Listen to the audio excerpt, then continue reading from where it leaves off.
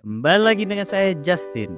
Di video kali ini saya akan mempresentasikan mengenai salah satu kabel jaringan yang paling banyak digunakan di dunia pada saat ini, yaitu fiber optik. Fiber optik adalah kabel yang terbuat dari serat kaca atau plastik halus yang digunakan untuk mentransmisikan data dalam bentuk cahaya. Fiber optik sering digunakan dalam jaringan telekomunikasi, internet broadband, dan jaringan televisi. Dibandingkan dengan kabel koaksial pada umumnya, bandwidth serat optik jauh lebih besar karena mampu mencapai kecepatan gigabyte per second, sehingga proses transfer data yang dilakukan dapat jauh lebih cepat. Walaupun begitu, fiber optik tetap memiliki kelebihan dan kekurangannya tersendiri.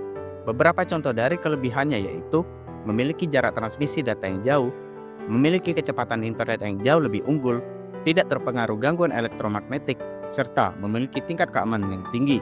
Selain kelebihan yang ada, fiber optik juga memiliki beberapa kekurangan, seperti biaya pemasangan yang mahal, kerapuhan dari serat optik itu sendiri, kabel fiber optik yang kurang fleksibel dibandingkan dengan kabel tembaga, serta pemasangan dan perawatan yang membutuhkan keahlian khusus. Fiber optik memiliki struktur yang terbentuk agar dapat bekerja.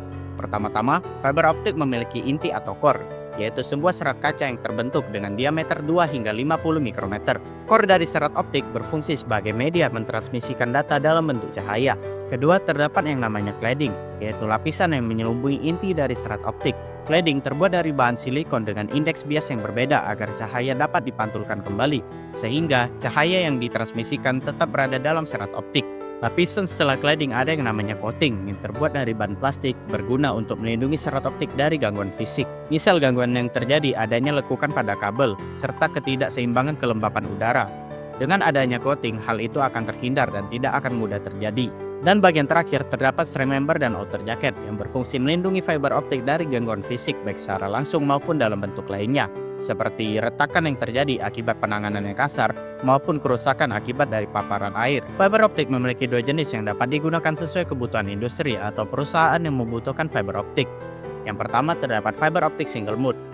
Fiber optik single mode memiliki ukuran inci sebesar 9 mikrometer dan mampu melakukan transmisi cahaya secara tunggal. Keunggulan dari fiber optik single mode memiliki jangkauan yang cukup luas. Kabel jenis ini mampu mentransmisikan data hingga jarak 100 km. Transmisi data yang dilakukan dapat melesat hingga kecepatan 100 megabit per detik hingga 1 gigabit per detik. Kedua, terdapat kabel fiber optik multimode.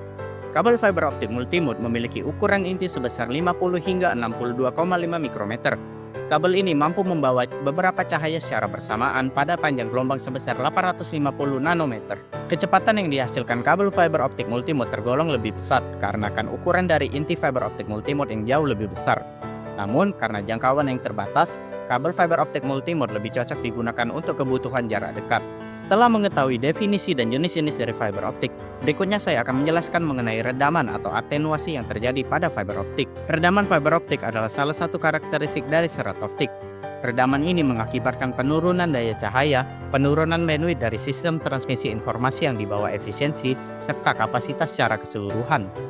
Hal ini terjadi akibat adanya gangguan fisik ataupun tekanan dari luar. Redaman dalam fiber optik dapat disebabkan oleh beberapa faktor.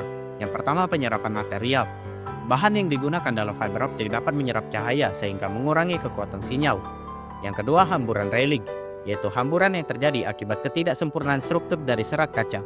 Yang ketiga, kebocoran cahaya. Hal ini terjadi akibat dari fiber optik yang mengalami kelengkungan tajam atau dapat disebut sebagai radius tekup, membuat sebagian cahaya dapat keluar dari serat optik. Dan yang terakhir, proses penyambungan serta konektor yang digunakan. Proses dalam menyambungkan sistem fiber optik harus dilakukan dengan teliti. Juga, kondisi dari konektor harus dapat diperhatikan apakah masih layak untuk digunakan, serta kebersihan dari konektor yang dapat menghalangi transmisi cahaya sehingga mengakibatkan redaman.